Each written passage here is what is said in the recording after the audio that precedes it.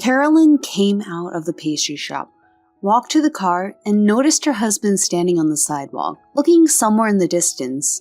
"David, why are you frozen? Come on, let's go. We're already late."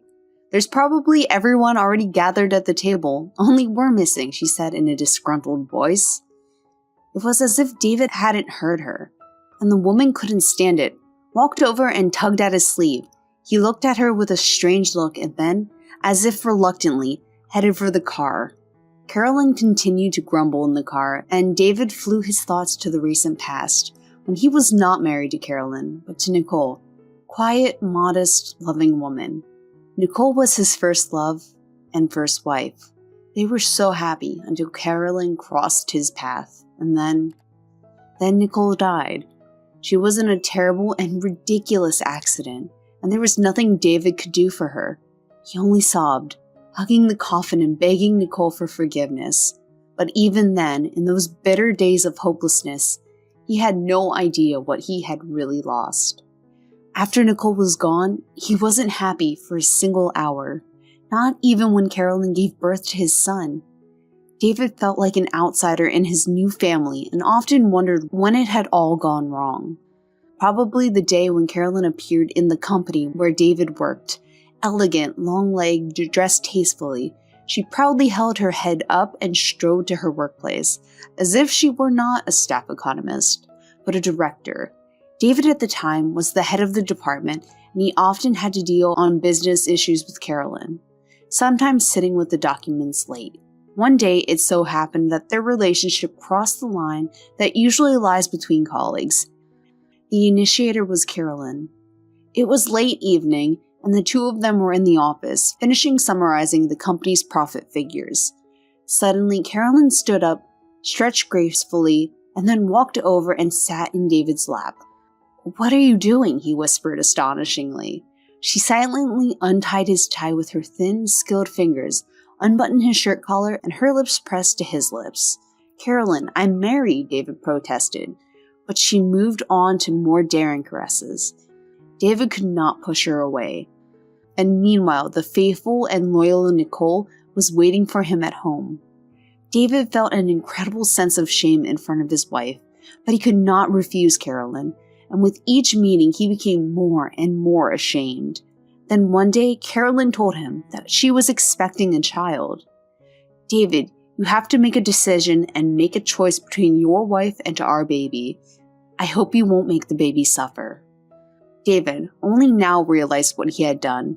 The passion that Carolyn had skillfully kindled in him had nothing to do with love. It was a feeling he only had for Nicole, and he did not want to lose her. Yes, he had become a traitor to her, but perhaps one day she could forgive him. "Carolyn, I'm sorry," David muttered. "Everything that happened between us was a mistake.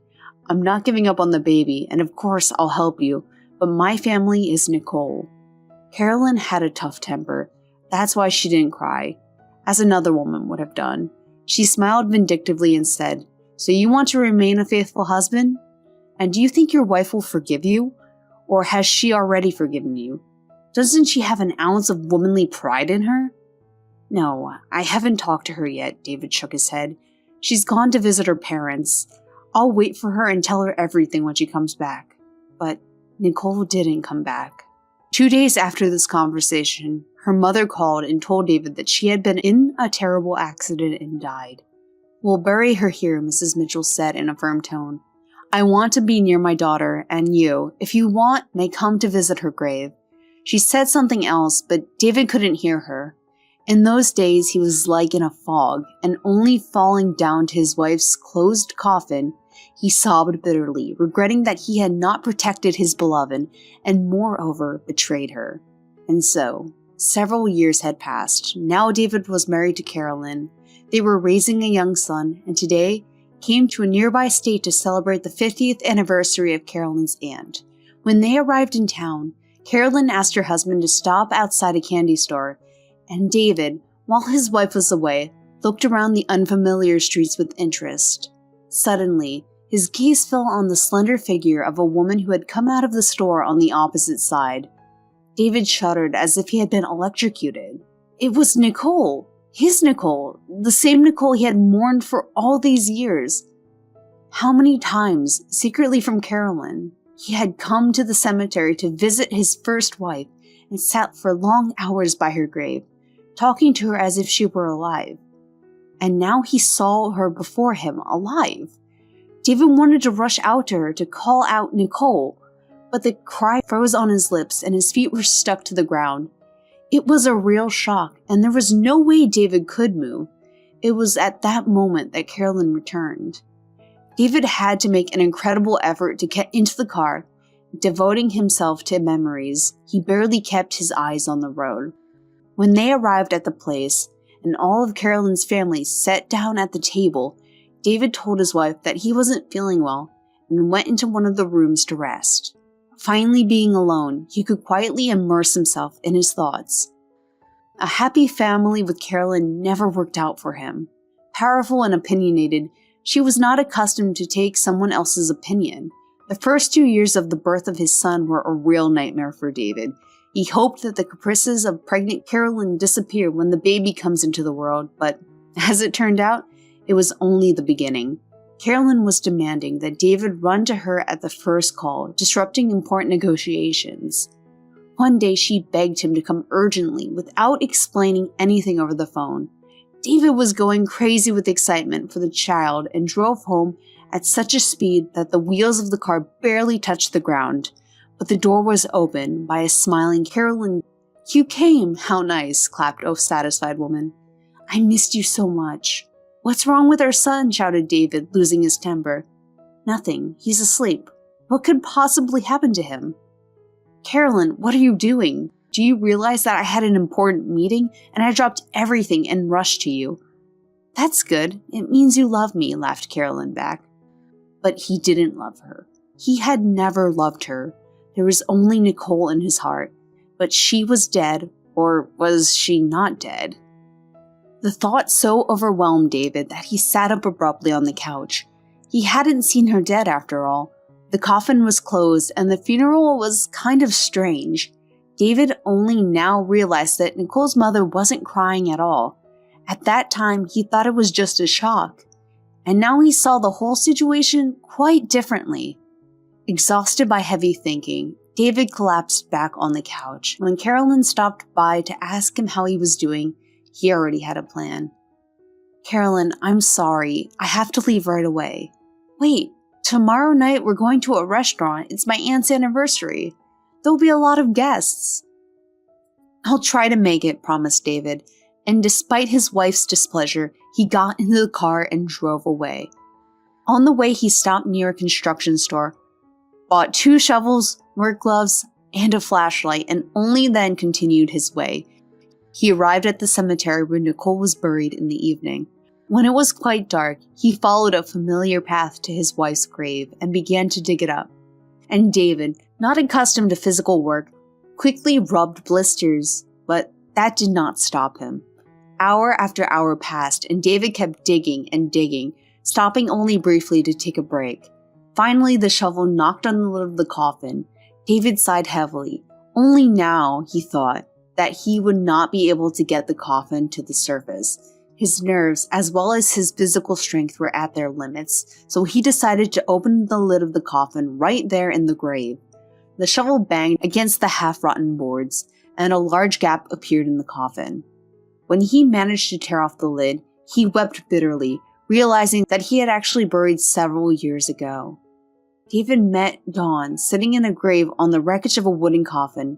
In his hands were albums and photographs in which he and Nicole were young and happy. Here in the coffin, David found a box covered with scarlet velvet, which he himself once given his wife. She kept all his gifts and small signs of attention he gave her in it. And all this meant only one thing. That day he did not bury his wife, but her love and his happiness. After taking all the finds from the grave, David somehow got the grave buried, and then, crushed by everything that had happened, he headed for the exit, dying of exhaustion.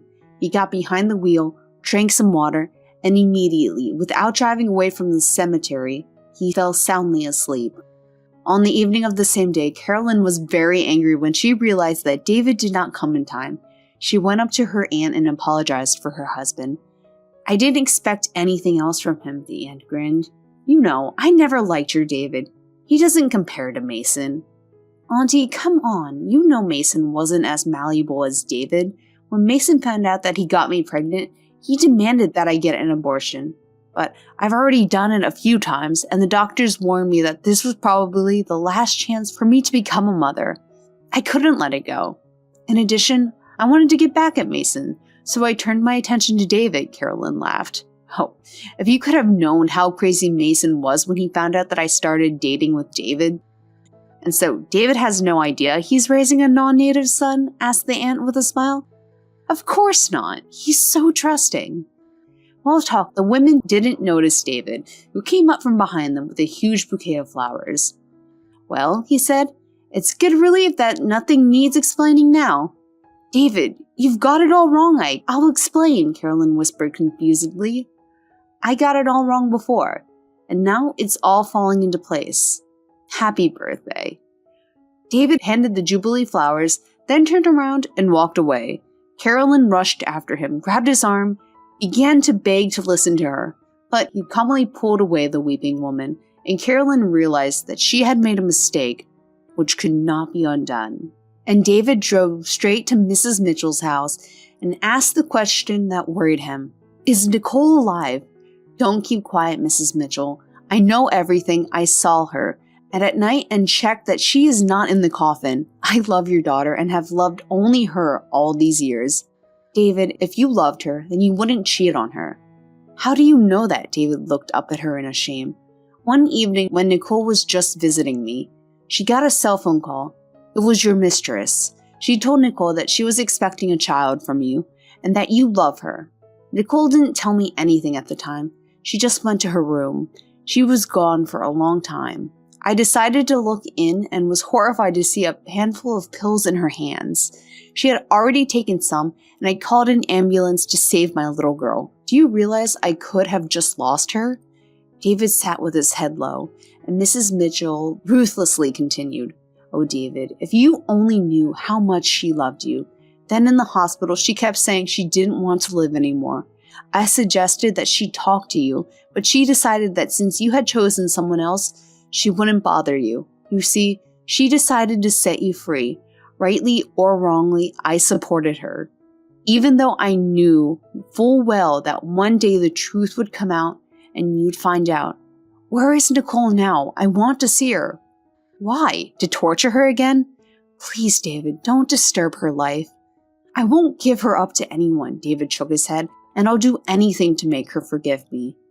"David, she loves you. She still can't get over you. But whether she'll forgive you, I don't know," Mrs. Mitchell sighed and gave her address. Hearing the doorbell ring, Nicole opened the door and immediately went pale as chalk. In front of her stood David, her first and only love, which she had never managed to erase from her memory. They stared at each other in silence, never taking their eyes off each other. Finally, Nicole pulled herself together and asked, "Why did he come?" "To tell you that I love you and always have. I made a terrible mistake once, and I'll never forgive myself for it. Nicole, I beg you every day to forgive me." "Go away, I don't believe you. You killed our love and I buried it." "Look what I have. This is proof our love cannot be buried."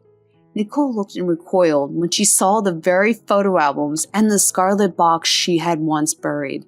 "Please, David, go away. I won't ruin your family. You have a child." "No family and no baby. She deceived me. He's not my son." "That doesn't change anything. So once again, please go away," bitterly said Nicole and closed the door. But David did not move away. He lowered himself along the wall and sat on the floor, wrapping his arms around his knees. He knew firmly that he would do anything to get Nicole back and felt that there, behind the door, she was just like him, sitting on the floor and listening to the beating of her heart he had been hurting. 3 years passed. David and Nicole were taking a walk in the park, not far from their house. Little son was sleeping soundly in a stroller, which David rolled in front of him. He put his other arm around his wife's newly rounded waist. "Darling, how lucky I am to have you in my life," David said, stopping and kissing Nicole. "I've been so stupid and blind, but now I will do anything to make you and our children happy. And I love you, David. You know, I felt so bad without you for those few awful years," said Nicole. "Please don't remember. I won't forget for the rest of my life what I owe you." Nicole smiled, looking into her husband's eyes and said, "Well, everyone in life can make mistakes." "Yes, but not everyone can forgive," David replied and hugged his wife again.